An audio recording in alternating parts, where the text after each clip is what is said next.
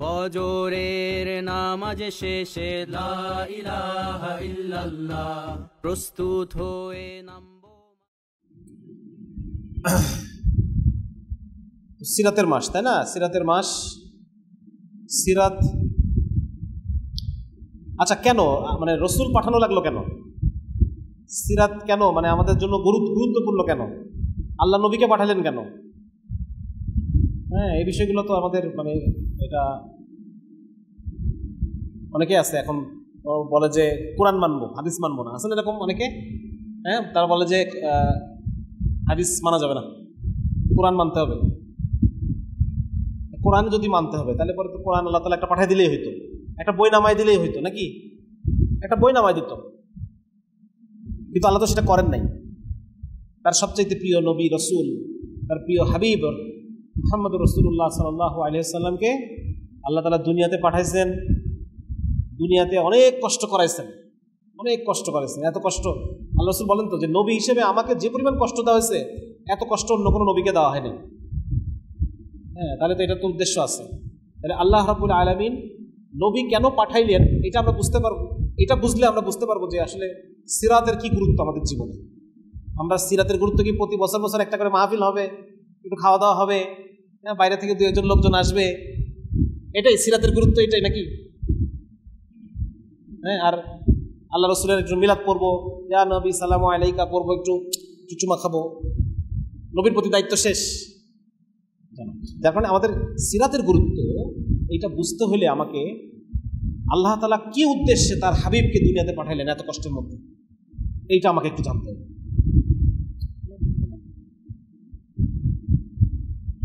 সেটা হচ্ছে আল্লাহ রাব্বুল আলামিন তার কোরআনের মধ্যে আল্লাহ তাআলা কয়েকটা আয়াত আল্লাহ তাআলা বলেছেন তোমরা আল্লাহর আনুগত্য করো, রাসূলের আনুগত্য করো, আল্লাহর আনুগত্য করো, রাসূলের আনুগত্য করো, তোমরা তোমাদের রাসূলের আনুগত্য করো যাতে করে তোমরা হেদায়েত প্রাপ্ত হতে পারো। এরকম কয়েকটা, হ্যাঁ, আতিউল্লাহ আতিউর রাসূল ওয়া উলিল আমরি মিনকুম, বারবার এরকম বিভিন্ন ভাবে রাসূলের ইতাআত করার। ইতাআত মানে হচ্ছে মেনে চলা, আল্লাহ রাসূলের আনুগত্য করা। আনুগত্য আর মেনে চলার মধ্যে পার্থক্য আছে না একটু? হ্যাঁ, আমাকে যা বলা হচ্ছে আমি মেনে নিচ্ছি, এটা ঠিক আছে, একটা জিনিস। আর একটা হচ্ছে আনুগত্য করতেছে, অনুগত। হ্যাঁ, দুটার মধ্যে কিন্তু পার্থক্য আছে। আচ্ছা, মেনে নেওয়ার চেয়ে একটু বেশি কিছু আনুগত্য করা। আচ্ছা, আবার আরেক কাঠি আল্লাহ তাআলা বলতেছেন, আরেক কাঠি বেশি। সেটা কি? আল্লাহ রাব্বুল আলামিন বলতেছেন, আউযু বিল্লাহি মিনাশ শাইতানির রাজীম, কুল ইন কুনতুম তুহিব্বুনাল্লাহা ফাত্তাবিউনি ওয়া ইউহিব্বুকুমুল্লাহ ওয়া ইয়াগফির লাকুম যুনুবাকুম ওয়াল্লাহু গফুরুর রহিম। হ্যাঁ, হেভি একটা আয়াত, আমার খুব প্রিয়। আল্লাহ তাআলা বলতেছেন, নবী আপনি বলে দেন, তুহিব্বুনাল্লাহ, যদি আল্লাহকে তোমরা ভালোবাসতে চাও। আল্লাহকে ভালোবাসার কথা তো আমরা বলি সবসময়, নাকি?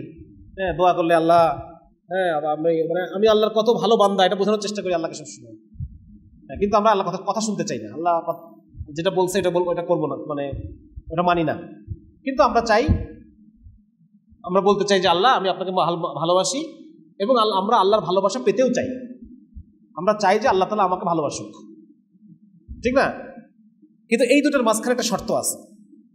আল্লাহ বলতেছেন, কুল ইন কুনতুম তুহিব্বুনাল্লাহ, যদি তোমরা আল্লাহকে ভালোবাসতে চাও, ফাত্তাবিউনি, শর্তটা হচ্ছে আমার ইত্তেবা করো। আমারকে মানে রাসূলের ইত্তেবা করো। তারপর আল্লাহ বলতেছেন, ওয়া ইউহিব্বুকুমুল্লাহ, তাহলে আল্লাহ তাআলাও তোমাকে ভালোবাসবে। তাহলে আমি আল্লাহকে ভালোবাসতে চাই আর আল্লাহ আমাকে ভালোবাসুক, গিভ অ্যান্ড টেক, দুটার মাঝখানে একটা শর্ত আছে। সেই শর্তটা কি? ফাত্তাবিউনি, আমার ইত্তেবা করো। ইত্তেবা শব্দটা এখন কি জানতে হবে আমাকে? এই শব্দটা কি? আমাদের হয়েছে কি, আমরা বাঙালি তো, কোরআনের অনেক শব্দ আমরা বুঝি না বলতে এটা বাংলা ভাষার সীমাবদ্ধতা আছে। হ্যাঁ, আরবিতে টোটাল শব্দ ভান্ডার মনে হয় 10 লক্ষ, ইংরেজিতে 6 লক্ষ, বাংলায় অভিধানে টোটাল শব্দ মনে হয় 36,000 বা 76,000, আমার মনে পড়তেছে না, সম্ভবত 36,000। মানে বাংলায় শব্দ কম মানে কি? এক্সপ্রেশন কম, ঠিক না? তার মানে একটা জিনিসে আরবিতে যত ভালোভাবে এক্সপ্রেস করা যায়, বাংলাতে অত ভালোভাবে জিনিসটাকে এক্সপ্রেশন আসে না। যদি আমরা রহমান শব্দের অর্থ পরম দয়ালু করি, মানে রহমান এমন একটা শব্দ যেটা অনুবাদ করতে গিয়ে পরম দয়ালু দুটো শব্দ লাগছে, এক্সপ্রেশনটা এক শব্দে, ওই শব্দটাই নাই বাংলা ভাষায়। রহমান শব্দ যে রহমত বুঝায় ওই শব্দই বাংলা ভান্ডারে নাই। এই দুই শব্দ কিছু বোঝা যায় না, কমপক্ষে 10টা শব্দ লাগবে এই রহমান শব্দটা বোঝাইতে হলে। বুঝা গেল? এরকম আরবির প্রত্যেকটা শব্দের ক্ষেত্রে এরকম একটা ঝামেলা আছে, কারণ ওদের শব্দ ভান্ডার অনেক আর বাংলা শব্দ ভান্ডার অল্প। তো কি প্রসঙ্গে বললাম কথাটা, এখন এই আলোচনায় কেন আসলাম? ইত্তেবা শব্দের অর্থ, ইত্তেবা শব্দের অর্থ আমরা তো বলি যে অনুসরণ করা। অনুসরণ এক জিনিস, ফলো এক জিনিস। এখনকার তো আমার ফলোয়ার মানে অন্য জিনিস হয়ে গেছে। প্রতিনিয়ত গালি দেয় সেও নাকি ফলোয়ার, নাকি? যাদের যে 1-2 লাখ ফলোয়ার, সবাই তো ভালোবাসে ফলো করে না, নাকি? অনেকে আছে গালি দেওয়ার জন্য ফলো করে। আচ্ছা, তাহলে ফলো মানেই অনুসরণ না, এখন অবস্থা হয়েছে এটা। তো ইত্তেবা শব্দের অর্থ হচ্ছে, এটা যদি আমরা ডিকশনারি খুলি ওখানে আমরা দেখবো ইত্তেবা শব্দের অর্থ হচ্ছে to copy. To copy, to copy আর টু ফলোর মধ্যে পার্থক্য আছে না? ফলো যখন করি তখন সব করি না, কিন্তু কপি যখন করি তখন সবই করি, নাকি? হ্যাঁ, সুতরাং ইত্তেবা শব্দের অর্থ কপি করা। আল্লাহ বলতেছেন তোমরা যদি আমাকে ভালোবাসতে চাও, copy your prophet, copy the Messenger. প্রত্যেকটা জিনিস রাসূলুল্লাহ সাল্লাল্লাহু আলাইহি ওয়াসাল্লামের আম্মাজান আয়েশা রাদিয়াল্লাহু আনহা জিজ্ঞেস করা হয়েছে, আম্মাজান আমাদের নবীজি কেমন ছিলেন? আম্মাজান বলতেছেন তোমাদের নবী ছিলেন কোরআন। তোমাদের নবী ছিলেন, তার জীবনটাই ছিল কোরআন। কোরআন বইটা নামাই দিলে হইতো না, বরং কোরআনটাকে প্র্যাকটিক্যাল ইমপ্লিমেন্টেশন করে দেখাই দিতে হবে, ডেমনস্ট্রেশন করতে হবে। আমরা ছোটবেলায় প্র্যাকটিক্যাল করছি না? প্র্যাকটিক্যাল শুধু থিওরি পড়ালে হইতো নাকি একজন স্যার আবার আমাদেরকে দেখাই দিত যে এইভাবে করতে হয়? দেখাই দিতে হবে কাউকে, কেউ একজন হাতে কলমে জিনিসটাকে দেখাই দিতে হবে যে এইভাবে করতে হয়। এইখানে যে যারা বলে যে হাদিস মানবো না, তাহলে ভাই তুমি 5 ওয়াক্ত নামাজ পড়বা কেমনে? যদি তুমি হাদিস না মানো তাহলে 5 ওয়াক্ত নামাজ এগুলো আছে নাকি কোরআনে? এভাবে হাত তুলবা, এখানে হাত বাঁধবা, তার নামাজগুলো তো কিছু নাই। এই জন্য ওরা নামাজও পড়ে না, ওরা মনে মনে পড়ে নামাজ। যারা হাদিস অস্বীকারী এদের নামাজ হলো 2 ওয়াক্ত, নামাজ পড়ে মনে মনে। হ্যাঁ, কারণ যেহেতু হাদিস ছাড়া তো, এই জন্য হাদিস না থাকলে পরে আমরা মানে রাসূল সাল্লাল্লাহু আলাইহি ওয়াসাল্লামের তার জীবনের যে কর্মগত, এটাই তো সিরাত। সিরাত কি? আল্লাহ রাসূল সাল্লাল্লাহু আলাইহি ওয়াসাল্লামের পুরো জীবনটাকে আমরা বলতেছি সিরাত। সুতরাং সিরাত আমাদের জীবনে কেমন গুরুত্বপূর্ণ এবার হয়তো একটু বোঝা যাচ্ছে, নাকি?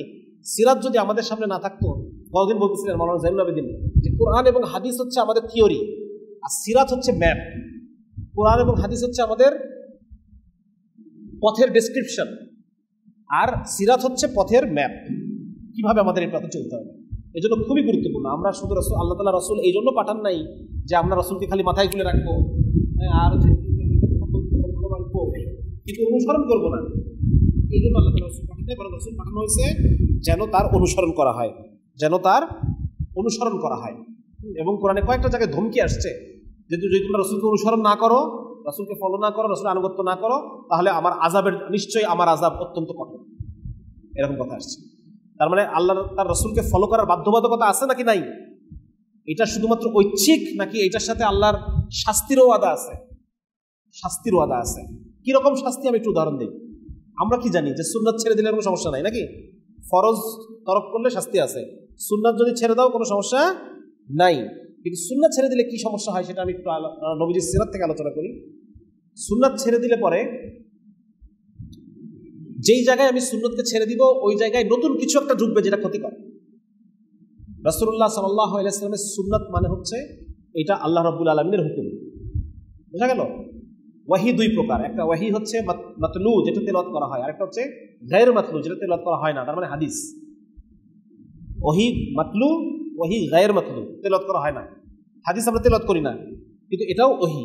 এবং আল্লাহ তাআলা ওই সময়, অনেকে এই কথা বলতে চায় যে নবীজির যে সুন্নতগুলো আছে এইগুলা সেই সময়কার আরব কালচার, সুতরাং আরব কালচার মানার বাধ্যবাধকতা আমাদের নাই। এটা একটা ভুল ব্যাখ্যা। ওই সময়কার বহু আরব কালচারকে আল্লাহ তাআলা বাদ দিয়ে দিচ্ছেন। বাদ দিচ্ছেন না, দেন নাই? তাহলে পরে কিছু জিনিসকে আল্লাহ তাআলা রাখছেন, কিছু জিনিস বাদ দিয়ে দিয়ে নতুন জিনিস নিয়ে আসছেন। তার মানে এটি পুরো জিনিসটাকে কি আরব কালচার বলা যাবে? এটা তো পুরোটাই আল্লাহ কর্তৃক নির্ধারিত।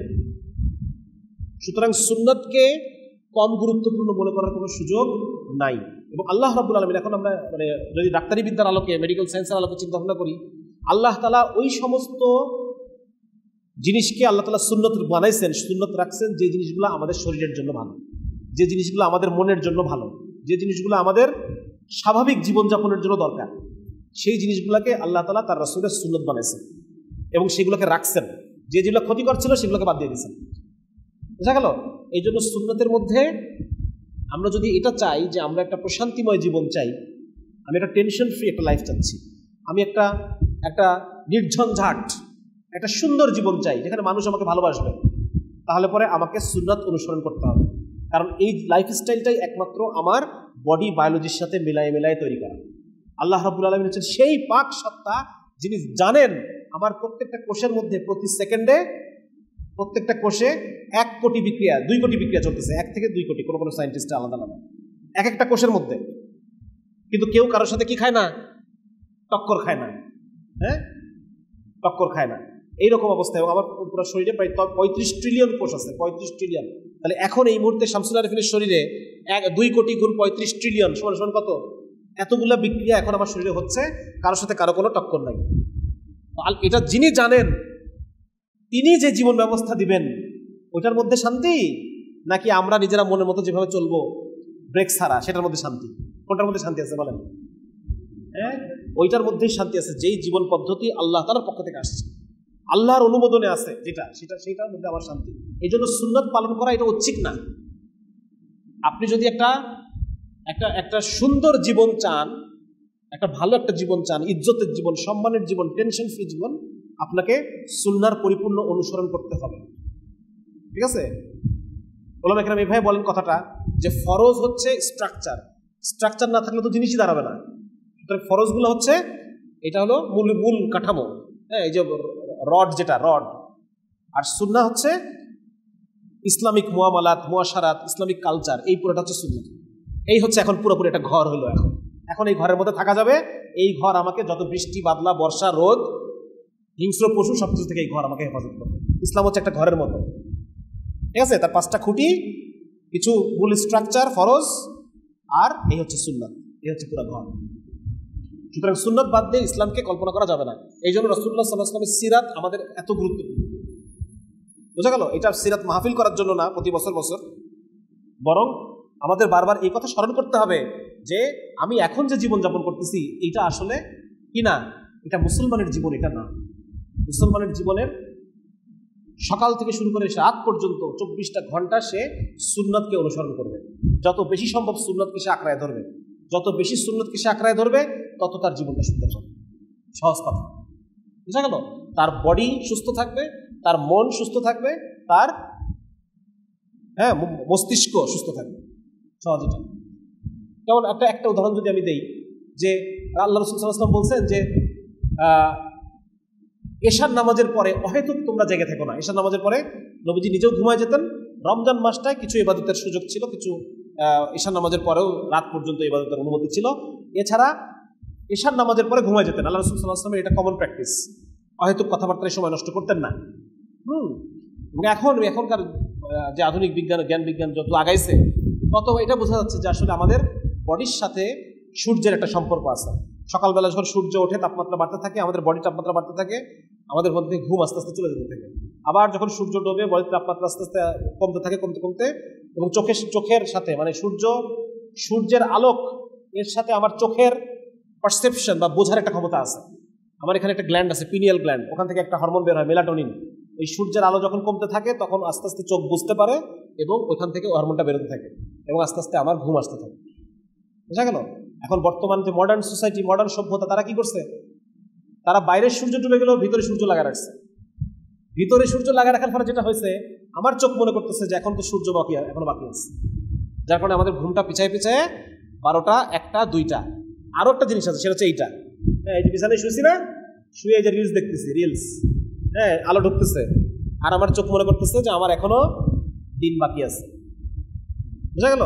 এবং এই যে দেরি করে ঘুমানোর ফলে যেটা হবে সেটাও বিজ্ঞানীরা বলতেছে, যদি কেউ চায় সকালে ঘুম থেকে ওঠার পরে তার ফ্রেশ, আমাদের কি হয়, ঘুম থেকে ওঠার পর কেমন একটা মেজমেজে ভাব থাকে, হ্যাংওভার ইফেক্ট যেটাকে বলে আর কি, মাথাটা একটু ধরে থাকে, ক্লাসে গেলে পরে আবার ঘুম পায়, ঝিমানি পায়। কেউ যদি চায় যে এই ঝিমানি চাই না, আমি সকালে উঠবো, ঘুম থেকে উঠে আমার মনে হবে যে আমি একটা তাগড়া ঘোড়ার মতো, ঘোড়ার সাথে বাজি রেখে দৌড়াতে পারবো, এরকম একটা আমার দিন শুরু, একটা স্টার্টিং চাই আমি। বিজ্ঞানীরা বলতেছেন এটা যদি আপনি চান তাহলে রাত 12টার আগে কমপক্ষে 1.5 ঘন্টা ঘুমাইতে হবে, 90 মিনিট। রাত 12টার আগে যদি কেউ 90 মিনিট ঘুমায়, রাত 12টার আগে ঘুমের একটা অংশ থাকতে হবে রাত 12টার আগে, তাহলে সেই টাইমটা কত? 1.5 ঘন্টা। 10:30টায় ঘুমাইতে হবে। যদি কেউ এতটুকু সময় রাত 12টার আগে ঘুমায়, তাহলে সকালে যখন সে ঘুম থেকে উঠবে তখন তার কাছে মনে হবে যে আমি সতেজ, ফ্রেশ। বুঝা গেল? এবং পড়াশোনা করার সবচেয়ে আদর্শ সময় কোনটা, এটা ওরা গবেষণা করছে। ওরা বলতেছে ভোর 3টা থেকে সকাল 7টা পর্যন্ত, এটা হচ্ছে যে কোনো জটিল পড়াশোনার জন্য সবচেয়ে পারফেক্ট। ঘুম থেকে ওঠার পর এই সময় ব্রেনে আলফা ওয়েভ থাকে, এবং এই আলফা ওয়েভ এই অবস্থায় আমি যত পড়াশোনা করব এটা আমার বেশি তাড়াতাড়ি মুখস্থ হবে, ব্রেন এটাকে রিটেইন করবে, বেশি ভালোভাবে এটাকে ধরে রাখবে, এবং পড়াটা আমি ভালোভাবে বুঝতে পারবো, আন্ডারস্ট্যান্ডিং ভালো হবে। তাহলে এই দুটো যদি মিলাই তাহলে আমার ঘুমাইতে হবে না আগে আগে, হ্যাঁ? নাকি দুটোর সময় ঘুমাইলে আমি ধরতে পারবো না? তাহলে আমার একুলো গেল ওকুলো গেল যদি আমি দেরি করে ঘুমাই। আর যদি আমি আগে ঘুমাই, 10টার দিকে যদি ঘুমাই যাই, তাহলে আমার এই শুরুর কুলো থাকলো, শেষের কুলো থাকলো, নাকি? আলহামদুলিল্লাহ। এইভাবে প্রত্যেকটা সুন্নত নিয়ে আলাপ করা যাবে, ঘন্টার পর ঘন্টা আলাপ করা যাবে। আমার কষ্টি পাথর একটা বই আছে, ওই বইটা যদি কেউ পড়ে থাকে, ওটার মধ্যে আমি কিছু আলোচনা করছি। কাঠ গড়ানোর একটা বই আছে, ওইটার সেকেন্ড পার্ট, দ্বিতীয় অংশটার মধ্যে আমি আরো কয়েকটা সুন্নত আলোচনা করছি, এবং সামনে হয়তো আরেকটা বই লিখবো ইনশাআল্লাহ। ওইটার মধ্যে আমি আলোচনা করবো কিভাবে ইসলামী আকীদা এবং বিশ্বাসগুলা আমাকে একটা সুস্থ জীবনের দিকে নিয়ে যায়। মুসলমান বিশ্বাস করে কিসে? তাকদীরে বিশ্বাস করে। কিসে? তাহলে দুইজন লোক, একজন তাকদীরে বিশ্বাস করে, একজন বিশ্বাস করে না। যে তাকদীরে বিশ্বাস করে না, সে মনে করে সে নিজেকে মাফ করতে পারবে? একটা ভুল হয়ে গেছে, ফল্ট হয়ে গেছে, একটা বড় ক্ষতি হয়ে গেছে, সে ওইখান থেকে, ওই অতীত থেকে সে আর বেরোয়। আর যে তাকদীরে বিশ্বাস করে সে কি চিন্তা করবে? লেখা ছিল, হয়েছে, এটা হইতোই, আমি এটা আটকে দেওয়া। তাহলে এই যে একটা শান্তি, একটা প্রশান্তি, নাকি? হ্যাঁ, আমার রিজিকে যেটা ছিল আছে, ওইটা আসবেই, আমার এত চিন্তা করার দরকার নেই, এত আমার উতলা হওয়া, টেনশন করার প্রয়োজন নাই। আর অতীতে যেটা আমার লেখা ছিল ওইটাই হয়েছে, এটা নিয়ে আমার এখন সামনে আগে যেতে হবে। হ্যাঁ, তাহলে এই যে একটা সুস্থ চিন্তা, সুস্থ চেতনা, এই চেতনা না থাকলে পরে তো মানুষ ডিপ্রেশনে পড়ে যাবে, মানুষ অ্যাংজাইটি, ডিপ্রেশন, সুইসাইডাল রোগী হয়ে যাবে মানুষ, যদি এটা না থাকতো। সুতরাং এই তাকদীরের ধারণা, হ্যাঁ, তারপর এই যে শুকরিয়া করা, প্রতি মুহূর্তে শুকরিয়ার হালত থাকা, আমার যা যা আছে আলহামদুলিল্লাহ আমি ভালো আছি, এই যে আল্লাহর প্রতি সবসময় একটা শুকর, এই ফিলিংসটা ওরা বলতেছে যে এই ফিলিংসটা অনেক অসুখ বিসুখ থেকে বাঁচায়। কৃতজ্ঞতা, গ্রেটফুলনেস। তারপর বলছে মাইন্ডফুলনেস, সবসময় একটা জিনিস, একটা মাইন্ডফুলনেস বলতে ওরা বোঝাচ্ছে একটা কাজ মন দিয়ে করা, তাই না? আমরা যখন নামাজ পড়ি তখন কি করি? মন দিয়ে পড়ি না মন ছাড়া পড়ি? মন আনার চেষ্টা করি, তাই না? মন দিয়ে করার চেষ্টা করি, এটা হচ্ছে মাইন্ডফুলনেস। এবং ওরা বলতেছে সকাল বিকাল মাইন্ডফুলনেস প্র্যাকটিস করতে বলছে, তাই নাকি শরীর ভালো থাকে। আরে ভাই, আমরা তো দিনের মধ্যে 5 বেলা মাইন্ডফুলনেস প্র্যাকটিস করি। আরো যারা জিকির আজকার করে সকালে সন্ধ্যায়, কোরআন তিলাওয়াত করি, মাইন্ডফুলনেস। ভাত খাই তখন মনে করিয়া দোয়া পড়ি, ঠিক না? সমস্ত কাজ, যে মুসলমান সে সব কাজের আগে তার মাইন্ডফুলনেস, সে সব কাজের মধ্যে একটা অ্যাপ্রিসিয়েশন খুঁজে পায়, হ্যাঁ, অ্যাপ্রিসিয়েট করে সেইটাকে, যে আলহামদুলিল্লাহ এটা ভালো জিনিস হয়েছে আমার সাথে, সেই জন্য খুব গুরুত্বপূর্ণ এটাও আছে। কেউ যদি ডান দিক দিয়ে যদি সে কোনো কাজ করে, he will appreciate his work more, সে আরো বেশি নিজেকে, এই জন্য আল্লাহ রাসূল সমস্ত ভালো কাজ ডান দিক দিয়ে শুরু করতে দিয়েছে। তো এরকম অনেক আলোচনা করা যাবে, এগুলো আলোচনার দরকার নেই। মোট কথা এখন হচ্ছে সুন্নাত আমাদের দরকার, এটা আল্লাহ তাআলার একটা হুকুম, যে তুমি দুনিয়াতে বেঁচে থাকার জন্য যে দুনিয়াবী যে কার্যক্রম তুমি পরিচালনা করবা, তুমি নিজেকে পরিচালনা করবা সুন্নাত অনুসারে, পরিবার পরিচালনা করবা সুন্নাত অনুসারে, সমাজ পরিচালনা করতে হবে এটাও সুন্নাত অনুসারে, রাষ্ট্র যখন দেওয়া হবে রাষ্ট্র পরিচালনা হতে হবে শুধু সুন্নাত অনুসারে। যদি না হয়, দেহ অসুস্থ হবে, হ্যাঁ, মনও অসুস্থ হবে, পরিবারটাও অসুস্থ পরিবার হবে, নাকি? রাষ্ট্রটাও অসুস্থভাবে চলবে, দুকে দুকে চলবে, সমাজও ধ্বংস হবে, সমাজের মধ্যে বিভিন্ন রোগ ব্যাধি সমাজের দেখা দিবে। আর সমাধান একমাত্র আল্লাহ তার রাসূলের সুন্নাত, তার জীবন রাসূলের সিরাতের মধ্যে রেখে দিয়েছেন। এখন রাসূলকে হারায়ে আমরা কি পাইলাম? আজকে আমাদের যে ধর্মনিরপেক্ষ রাষ্ট্র, এই ধর্মনিরপেক্ষ রাষ্ট্র মানে হচ্ছে এখান থেকে আমরা আল্লাহ এবং তার রাসূলকে বের করে দিচ্ছি, নাকি? এটা মানে কি? ধর্মনিরপেক্ষ মানে হলো এটা ভালো জিনিস, এটা মানে হচ্ছে ধর্মকে বের করে দেওয়া, আইন থেকে, বিচার থেকে, শিক্ষা ব্যবস্থা থেকে, সমস্ত জায়গা থেকে আল্লাহ এবং তার রাসূলকে বের করে দাও, এটা হচ্ছে ধর্মনিরপেক্ষতা। এখন এই ধর্মনিরপেক্ষ রাষ্ট্র তৈরি করে আমরা কি সুখী হলাম না অসুখী হলাম? বলেন। মানুষ যে বলে যে আমেরিকা খুব সুখ, আমেরিকা রাষ্ট্র খুব সুখ, আমেরিকা হচ্ছে আমাদের কি ড্রিমল্যান্ড। আমেরিকায় প্রতি বছর 29,000 মানুষ শুধুমাত্র মারা যায় স্কুল শুটিং। কত শুটিং? স্কুল শুটিং, বুঝছেন তো কোনটা? মানে বিভিন্ন মাদকাসক্ত লোকজন, ট্রান্সজেন্ডার, হাবিজাবি, এরা হুট করে গেল, একটা বড় অস্ত্র নিয়ে ঢুকে স্কুলের বাচ্চা কাচ্চা কতগুলো ফায়ার করে মেরে চলে গেল, বুঝলেন? এই হচ্ছে স্কুল শুটিং। এই স্কুল শুটিং ইনসিডেন্টে আমেরিকাতে প্রতি বছর মারা যায় 29,000 মানুষ। এটাকে আপনারা কিভাবে সফল রাষ্ট্র বলেন আমি জানি না, কিভাবে সফল রাষ্ট্র এটা? বাংলাদেশে অ্যাটলিস্ট ওই জিনিস নাই, আছে ওইটা? সৌদি আরব, কাতার, মুসলিম দেশগুলোতে কমপক্ষে এটা তো নাই। বুঝাই আন্দাজে একটা মানুষ এসে বাচ্চা কাচ্চা গুলি করে দিয়ে বাড়ি চলে গেল, 10টা বাচ্চা মেরে দিয়ে চলে গেল। অ্যাটলিস্ট আমরা মুসলিম দেশগুলোতে আমরা মদের কারণে যে বিলিয়ন বিলিয়ন ডলার ক্ষতি, এটা তো হচ্ছে না নাকি? কমপক্ষে এতটুকু তো আছে। মদের কারণে আমেরিকাতে প্রতি বছর মায়ের মদ পানের কারণে 40,000 বাচ্চা বিকলাঙ্গ হয়ে জন্মগ্রহণ করে। অ্যাটলিস্ট এটা তো নাই। আপনারা কিভাবে আমেরিকা এবং ইউরোপের রাষ্ট্রগুলোকে সফল রাষ্ট্র বলতেছেন? ঠিক কি প্যারামিটার আসলে সফল রাষ্ট্র আমি জানি না। সুতরাং আল্লাহ এবং তার রাসূলকে এই দেশ থেকে, রাষ্ট্র থেকে, সমাজ থেকে, আইন থেকে বের করে দেওয়ার দ্বারা মানুষের লাভ হলো না লস হলো? মানুষের লস হলো, মানুষের লস হলো। ইসলামের যে বিচার ব্যবস্থা, আমার একটা বিচার ব্যবস্থার লেকচার আছে 2 ঘন্টা, আপনারা ইউটিউবে দেখে নিন আমাদের ইসলামের বিচার ব্যবস্থা নিয়ে। ইসলামের বিচার ব্যবস্থাটা এটা কেমন বিচার ব্যবস্থা? এটা প্রিভেন্টিভ বিচার ব্যবস্থা। Preventive, what is preventive? Preventive মানে হলো এই বিচার ব্যবস্থাটা অপরাধ হওয়াকে কমাবে। অপরাধ, ফার্দার অপরাধ, মানে আমি আজকে একটা মার্ডারারকে, খুনিকে আজকে কতল করব, এই কতলটা আরো 1, 2 লাখ, 5 লাখ, 1 কোটি মানুষ দেখবে, অনলাইনে সার্কুলেট করে 1 কোটি ভিউ হবে এটা, ঠিক আছে? এটা ভিউ, আমরা ভিউ হলে ভালো বুঝি নাকি? এখানে অফলাইনে মনে করো যে 10,000 মানুষ ভিউ হয়েছে এটার, এই ঘটনাটার, আর অনলাইনে এটার 1 কোটি ভিউ হয়েছে। তাহলে এই যে 1 কোটি মানুষ এই ঘটনাটা দেখলো যে একে খুনের দায়ে হত্যা করা হয়েছে, এবং মানুষের ব্রেন সাইকোলজি ভাবে কাজ করে, যে জিনিসটা দেখতে একটু পেইন, ওইটা আমাদের ব্রেন ভালো মনে রাখে। বুঝা গেল? যে কোনো জিনিস মনে রাখে না। এই যে আমার চেয়ারের সাথে পাছাটা লেগে আছে, এটা তো একটা চাপ আছে, কিন্তু আমি এটা ফিল করতেছি। আমার হার্ট কিন্তু বিট করতেছে, আমি ফিল করতেছি। 99% ইনফরমেশন আমি ফিল করি না, এটা আমার বডি এটা নেয় না আর কি। ওই ইনফরমেশনটা সে নেয় এবং ব্রেনে স্টোর করে, যে ইনফরমেশনের মধ্যে একটু পেইন আছে, পেইন অথবা একটু মজা আছে, এই দুটো জিনিস সে সেভ করে ব্রেনের মধ্যে। বুঝা গেল? কম্পিউটার আমরা সেভ করি, ও সেভ করে ব্রেনের মধ্যে। তাহলে এই যে পেপারে আমি পড়লাম, আমি মাঝে মধ্যে বলি এরশাদ শিকদারের ফাঁসি, এই শব্দ তো আমি অনেকবার পড়ছি, অনেক কিছু পড়তেছি, এগুলো আমার ব্রেন রাখবে না। কিন্তু ওই যে দেখলাম গলাটা কেটে ফেললো, গলাটা কাট করে পড়ে গেল, রক্ত পড়তেছে, এটা একটা পেইনফুল সিন, এবং এটা আমার মনে থাকবে। 1 কোটি মানুষের এটা মনে থাকবে, এবং এই 1 কোটি মানুষের মধ্যে কেউ যদি পরবর্তীতে কোনো মার্ডার করতে চায় কোনো সময়, এটা ইনস্ট্যান্ট তাকে ব্রেনে ওই মেকানিজমটা করা আছে। একটাকে বলে আমরা ওয়ার্কিং মেমোরি, একটা বলে এপিসোডিক মেমোরি। ওয়ার্কিং মেমোরিটা স্মরণ করা লাগে না, ওইটা অটোমেটিক্যালি আমাকে, যেমন ধরেন উদাহরণ দেই, আলোচনাগুলো জটিল হয়ে যাচ্ছে নাকি? হ্যাঁ, ভার্সিটির ছেলেদের কাছে তো এগুলো আলোচনাই করবো আমি, এটা তারা নিয়ে নর্মাল ওয়াজ করবো না। হ্যাঁ, যেমন হলো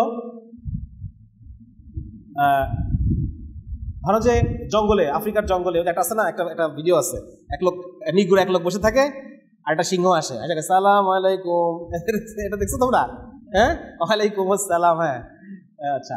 তো ধরো যে এরকম তুমি একটা সিচুয়েশন পড়ে গেছো, তুমি এক গাড়ির উপরে বসে সাফারি পার্কে ঘুরতেছো, হঠাৎ করে একজন সিংহ এসে তোমাকে সালাম আলাইকুম দিচ্ছে।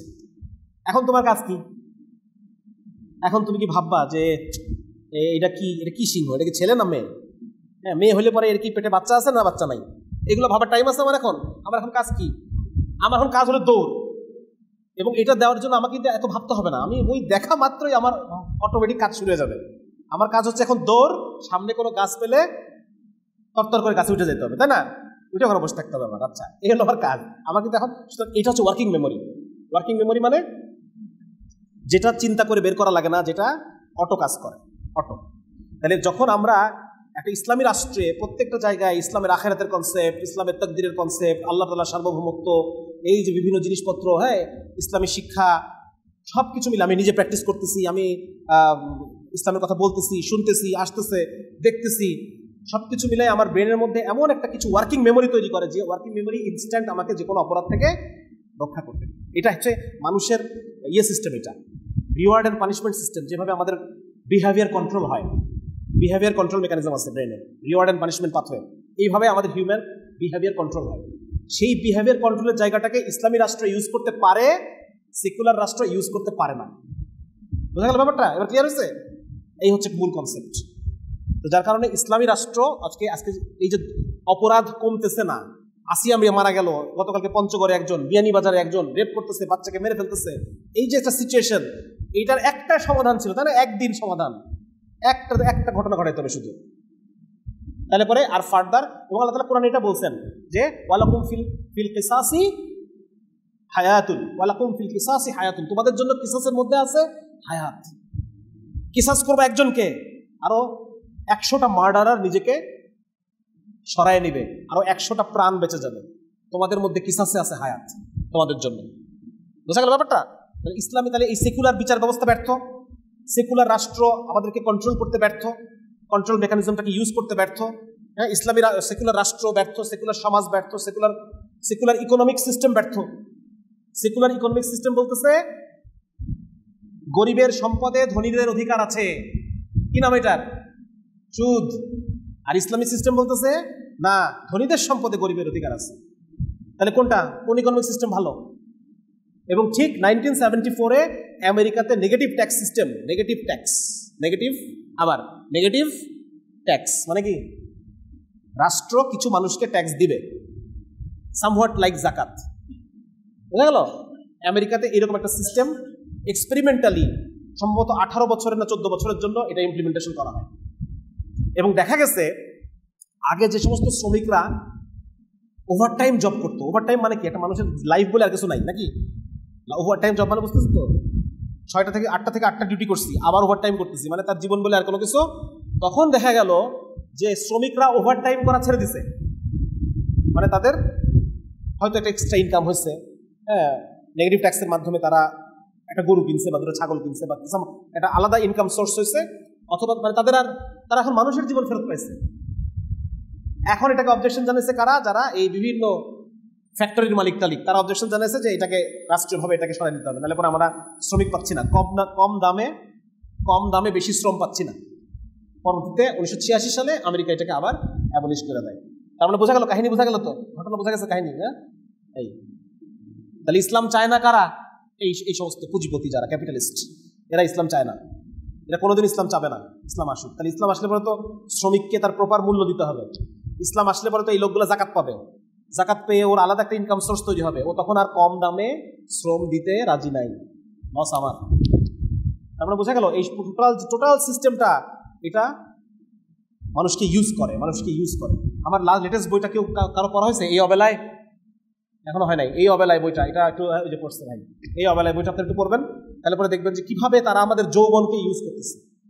এই যে আমাদের যৌবন কালের যে চাহিদা, এই চাহিদাটাকে ইউজ করে তারা ওদের ব্যবসাগুলোকে গুছাই নিচ্ছে, আর আমার লাইফ শেষ হয়ে যাচ্ছে, আমার দুনিয়া শেষ হয়ে যাচ্ছে, আমার কিছু ভালো লাগে না, আমার পড়াশোনা শেষ হয়ে যাচ্ছে, ব্রেন, বুদ্ধি, একাডেমিক রেজাল্ট সব শেষ হয়ে যাচ্ছে। এতে ওদের কিছু যায় আসে না, ওর ব্যবসা হলেই হয়েছে, তো আর আমাকে দরকার নেই। সুতরাং এই পুরা যে সিস্টেমটা আমরা দেখতে পাচ্ছি, এই সিস্টেমটা একটা নষ্ট সিস্টেম। এই সিস্টেমটাকে ভাঙতে হবে। কি করতে হবে? এটাকে আর শুদ্ধ করা যাবে না। হ্যাঁ, একটু প্লাস্টার খসে পড়লে এটাকে আমি শুদ্ধ করলাম, এটাকে আমি সংস্কার করলাম, হ্যাঁ, কিন্তু রডের বদলে যদি সেখানে বাঁশ দিয়ে রাখে, ওটাকে সংস্কার করে কাজ হবে? ওটা কি করতে হবে? ওটা ভাঙতে হবে, ভেঙে নতুন করে তৈরি করতে হবে। এই জন্য ইমাম শাহ ওয়ালিউল্লাহ মুহাদ্দিস দেহলভী রাহিমাহুল্লাহ কি বলছে? ফাক্কুকুল্লা নিজাম, সব ভেঙে দাও, যা আছে সব ভেঙে দিয়ে নতুন করে কালেমার ভিত্তিতে আবার নির্মাণ করো, নতুন করে রাষ্ট্র, নতুন সমাজ, নতুন অর্থনীতি নতুন করে বানাও। এটাই সমাধান। নাহলে পরে আমি গিনিপিগের জীবন, আমার জীবনটা কি? হ্যাঁ, কোরআনে আল্লাহ তাআলা বলছেন না যে ব্যক্তি আমার আয়াতকে ছুড়ে দেয়, বিমুখ হয়, তার জীবন চতুষ্পদ প্রাণীর জীবন। ঠিক একইভাবে আমি আল্লাহ রসুল, আল্লাহর কোরআন, সুন্নাত, সিরাত থেকে সরে গিয়ে আজকে আমি যে জীবন যাপন করতেছি, এটা চতুষ্পদ প্রাণীর জীবন। এবং আমাকে নিয়ে ওরা গিনিপিগের মতো খেলতেছে, এক্সপেরিমেন্ট করতেছে, আমাকে দিয়ে ওর ব্যবসা বাড়াইতেছে। চিন্তা করা যায়, একটা মেয়ের ত্বক, এটা তাদের কাছে ব্যবসা পণ্য। কোনো সিনেমার নায়িকা দেখা যাবে না যে কালা বা দেখতে খারাপ। তার মানে সেই মেয়ে মানুষের সৌন্দর্যটা নিয়ে সে কি করতেছে? এটাকে পণ্য বানায় ফেলছে। যেই মেয়ে মানুষকে আমরা মুসলমানরা রত্ন মনে করি, লুকায় রাখি, আগলায় রাখি, সেই মেয়ে মানুষটাকে তারা হাটের পণ্য বানাইছে। এটা হচ্ছে এই সিস্টেম, এই বর্তমান ওয়ার্ল্ড যে ওয়েস্টার্ন সেকুলার ক্যাপিটালিস্টিক সিস্টেম, এটার মূল ইয়ে আর কি। এখন একটা জিনিস বলি, সেটা হচ্ছে যে এই যে আল্লাহ রসুল, আল্লাহ তাআলা এবং তার রসুলকে যে আমরা বের করে দিয়েছি সবখান থেকে, বের করে দিয়ে আমি কি পাইলাম আর কি হারাইলাম? একটা গল্প বলবো শুধু। গল্পটা হচ্ছে একটা শহর, সেই শহরে একটা বাচ্চা হয়েছে, ঠিক আছে? সেই বাচ্চাটা হলো এতিম। সেই শহরের ট্রেডিশনাল নিয়ম হচ্ছে যে ওই শহরের অভিজাত পরিবারের মায়েরা সন্তানদেরকে দুধ খাওয়ায় না। গ্রাম থেকে গ্রামের মানুষরা আসে, কারণ শহরের কালচার হচ্ছে মিক্সড। হ্যাঁ, এই শহরে যদি কোনো নোয়াখালীরা যদি শহরে থাকে, তার ভাষা আর নোয়াখালী থাকে না। এই বাংলা টাংলা মিশে টিশে বিভিন্ন রকম মিশে একটা ভাষা দাঁড়ায়। শহরে যদি আমাদের কুষ্টিয়া এলাকার কোনো লোক থাকে, তারও সে আর কুষ্টিয়ার ওই শুদ্ধ ভাষা বলতে পারে না, সে সব মিলায়ে ঝিলায়ে একটা ভাষা দাঁড়ায়। হাজব্যান্ড ওয়াইফ যখন কথার কথা, হাজব্যান্ড হলো পঞ্চগড়ের আর ওয়াইফ হলো চিটাগাঙ্গা, তাহলে দেখা যাবে দুজনের ভাষা মিক্সড হয়ে একটা কিছু দাঁড়াইছে। দুজনের কেউই আর নিজের অরিজিনাল ভাষাটা বলতে পারে না। তো একই রকমভাবে শহরের মানুষের কালচার থাকে মিক্সড। এই জন্য ওই এলাকার মানুষ যেটা করতো, সন্তানকে পাঠা দিত গ্রামে। এই গল্প পরিচিত গল্প, তাই না? গল্প তো পরিচিত গল্প। আচ্ছা, সন্তানকে পাঠা দিত গ্রামে। গ্রামে পাঠিয়ে দেওয়ার পর তখন গ্রামের ওই বিশুদ্ধ পরিবেশের থেকে প্রকৃতির সাথে যুদ্ধ করে সুস্থ সবল সুন্দর ভাষা এরকম সন্তান তৈরি হতো। ঠিক আছে, এই জন্য গ্রামে পাঠিয়ে দিত। এখন গ্রাম থেকে মহিলারা আসতেছে নেওয়ার জন্য। এক মহিলা, তার নাম কি? তার নাম হচ্ছে হালিমা। সেই মহিলা, ওই গ্রামে অনেকদিন ধরে দুর্ভিক্ষ চলতেছে, বৃষ্টি বাদলা নাই, পশুগুলার খুব শুকনা জিরজিরা অবস্থা। তো ওই মহিলার অবস্থা আরো খারাপ, এমনিও গরিব মানুষ, এলাকার অবস্থাও খারাপ। যে উঠে করে আসতেছে, সেই উঠটা এত নড়বড়ে আর এত মানে গায়ে কিচ্ছু নাই, জাপানি চাষিস। ওইটা তো মানে সবার আসতেছে, মূল কাফেলা ধরতে পারে না, মূল কাফেলা চলে গেছে বহু আগে, ওই পিছনে। উট যতক্ষণে শহরে পৌঁছালো ততক্ষণ মূল কাফেলার মহিলারা, তারা যত বাচ্চা কাচ্চা যেগুলো ছিল সব নিয়ে আবার ব্যাক করতেছে। শুধু একটা বাচ্চাই রয়ে গেল নাকি, যে বাচ্চাটার কেউ নাই, এতিম বাচ্চা। ওটা কেউ নেয় নাই কেন ওনাকে? যেহেতু বাবা নাই, সুতরাং পয়সা পাবো না, তাই না? আর এরা চিন্তা করতেছে, এত কষ্ট করে এত দূর থেকে আসলাম, হ্যাঁ, এখন খালি হাতে ফেরত যাবো, এর চেয়ে বরং এতিম বাচ্চাটাই নেই, কিছু হলেও তো পাওয়া যাবে, একেবারে খালি হাতে যাওয়ার চেয়ে। এখন যখন ওই বাচ্চাটারও নিল, ফেরার সময় তারা কি দেখলো?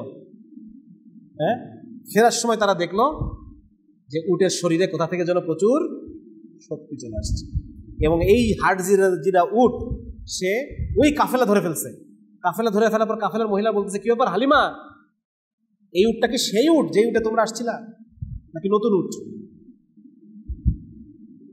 তারপরে যখন তাবু খাটানোর সময় হলো, তখন হালিমা রাদিয়াল্লাহু তাআলা খেয়াল করলেন কি, তার শুকনা মানুষ, হ্যাঁ, খাবার দাবার নাই, কিন্তু তার স্তনে দুধ চলে আসছে। তখন তিনি তার যে নতুন বাচ্চাটা সেটাকে খাওয়ালেন, নিজের সন্তানটাকে খাওয়ালেন, আর স্বামীকে বললেন, দেখো তো উটের কোনো দুধ আছে কিনা। দেখা যায় উটের স্তনও দুধে পরিপূর্ণ। সেই উট দোয়ায়ে দুই স্বামী স্ত্রী দুজন মিলে খাওয়া দাওয়া করল, ঠিক না? এরপরে যখন এলাকায় ফেরত চলে গেল, এলাকায় ফেরত চলে যাওয়ার পর এলাকাবাসী কি বলে, কি ব্যাপার হালিমা, তোমার ছাগলগুলা যেখানে ঘাস খায়, আমাদের ছাগলও সেখানে ঘাস খায়, দিন শেষে তোমার ছাগলগুলা ভরা পেটে ভরা স্তন নিয়ে ফেরত আসে, আর আমাদের ছাগলগুলো কি অবস্থা, হাড্ডি গোনা যাচ্ছে। এরকম কেন? বলেন তো কেন, আপনারা বলেন কেন? কেন? তাইলে হালিমা লাভ করলো না লস করলো?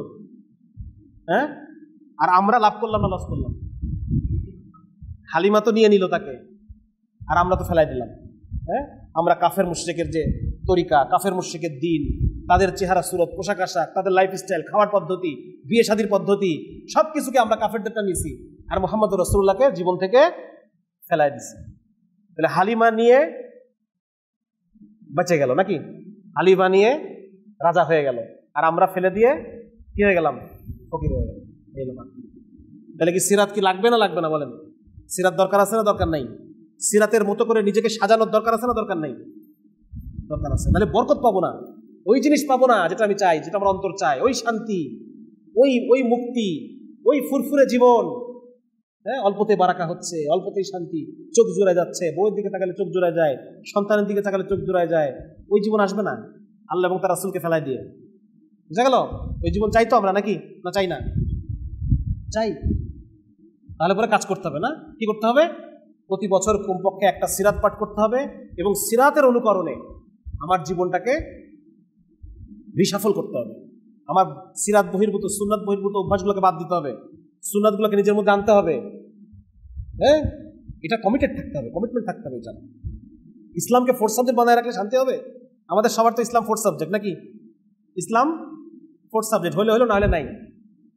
হ্যাঁ, ছেলের টাকা পয়সা আছে নাকি দেখো, বাপের জমি জমা আছে নাকি দেখো, নামাজ পড়লে পড়ছে, না পড়লে নাই, দরকার নেই, ও না পড়লেও চলবে। কিন্তু দেখার দরকার ছিল কি আগে, ছেলে 5 ওয়াক্ত নামাজ পড়ে না নাকি, এটা তাকে দেখার দরকার। কিন্তু ওগুলো আমরা দেখি সবার শেষে, না থাকলেও নাই, অপশনাল, দাও মেয়ে দিয়ে দাও। ছেলে কি করে, ইটালি থাকে, দিয়ে দাও, মেয়ে দিয়ে দাও, শেষ। ইটালি থাকে, ইটালি কি করে আর দেখার দরকার নেই, দিয়ে দাও। হ্যাঁ, এই হচ্ছে অবস্থা। হ্যাঁ, সুতরাং এভাবে হবে না নাকি। এখন যে জীবনযাপন করতেছি, এই জীবনযাপন করলে আমি দুনিয়াতেও হারালাম, আমি দুনিয়ার সুখও পাইলাম না, মৃত্যুর পরে আখিরাতের সুখও পাইলাম না। আমার চাইতে বড় লুজার আর কে আছে? দুনিয়াতেও পাইলাম না, আখিরাতেও পাইলাম না। আর এই জীবন যদি পরিত্যাগ করে মুহাম্মদ রাসূলুল্লাহ সিরাতের জীবনটা যদি আমি নিজের মধ্যে আনতে পারি, তাহলে আমি দুনিয়ারও রাজা, আখিরাতের রাজা। দুনিয়াতে আল্লাহ তাআলা রাজার জীবন দান করবেন, কি জীবন? রাজার জীবন দান করবেন, নিজের রাজা রাজা মনে হবে নিজের। হয়তো কম থাকবে, সবকিছু হয়তো কম কম থাকবে, কিন্তু নিজের কাছে নিজেকে আল্লাহ তাআলা বলছেন তো, যে ব্যক্তি, হাদিসের মধ্যে আসছে, যে ব্যক্তি আল্লাহ তাআলার স্মরণের জন্য সময়কে ফারেক করে, সময়কে অবসর করে, আল্লাহ রাব্বুল আলামিন তার অন্তরকে ধনী করে দেন, অন্তরকে রাজা করে দিবেন। অন্তর রাজা। আর কিছু লাগে? দুনিয়াতে আমার ঘর ছোট, বাড়ি ছোট, এ ছোট, তা ছোট, সবকিছু ছোট ছোট, কিন্তু আমার অন্তর হচ্ছে রাজার অন্তর। আল্লাহ তাআলা করে দিবেন এটা। কিন্তু সেজন্য কি করতে হবে? আমাকে আল্লাহর সাথে কমিটমেন্ট করতে হবে যে আল্লাহ, আমি এখন থেকে তওবা করলাম, আমি এখন থেকে পরিপূর্ণভাবে রাসূলের সুন্নাতকে অনুসরণ করে চলবো। আপনি কি বলছেন না, কোরআন এবং সুন্নাত শিখতে হবে।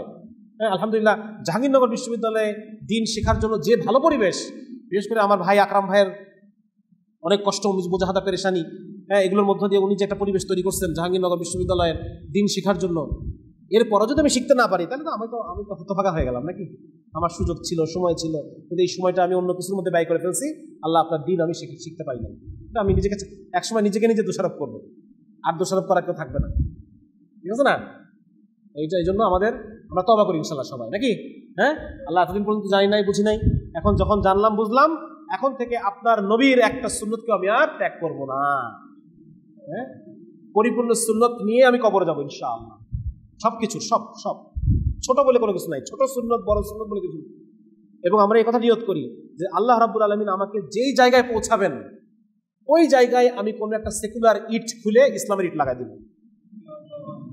হ্যাঁ, এখানে আপনারা সবাই ভার্সিটিতে পড়াশোনা করেন, বিভিন্ন জায়গায় যাবেন, এক সময় সরকারি চাকরিতে যাবেন, কর্পোরেট জবে যাবেন, হ্যাঁ, বিভিন্ন জায়গায় যাবেন, বাহিনীতে যাবেন, কেউ বিভিন্ন ব্যবসা বাণিজ্য করবেন, বড় হবেন, যেখানে যান না কেন, ওই জায়গার কোনো একটা সেকুলার সিস্টেমকে আপনি পরিবর্তন করবেন এবং ওখানে একটা ইসলামী সিস্টেম এখানে আপনি ইনস্টল করবেন, ঠিক আছে না? আল্লাহ তাআলা সুন্নাত জিন্দাকারীর মধ্যে আমাদের হাসিল করবেন ইনশাআল্লাহ, ঠিক আছে? এই মোটামুটি আলাপ।